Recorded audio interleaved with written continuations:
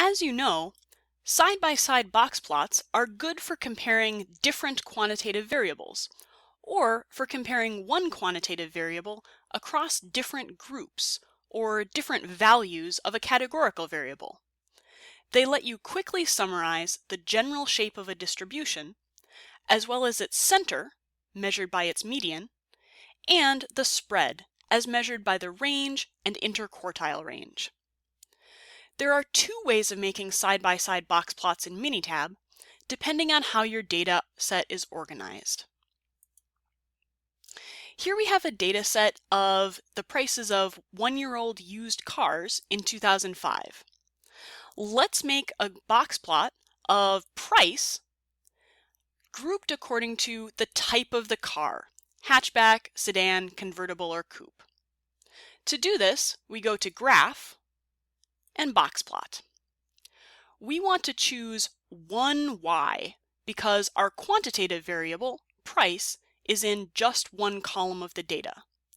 But we want to make box plots with groups according to the value of the categorical variable, type.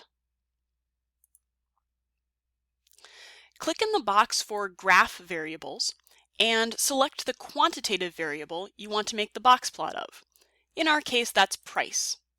Choose Select to enter it into the box. Then click in the box for categorical variables and choose the categorical variable you want to use to create your groups or your different side-by-side box plots. In our case, that's type. Click OK, and here's our box plot.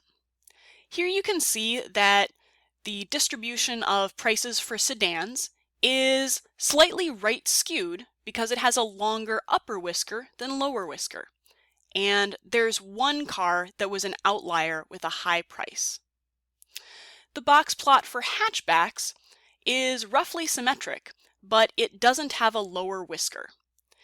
If you look at the data set, it turns out that that's because there are so few hatchbacks in our data, only 4 of them.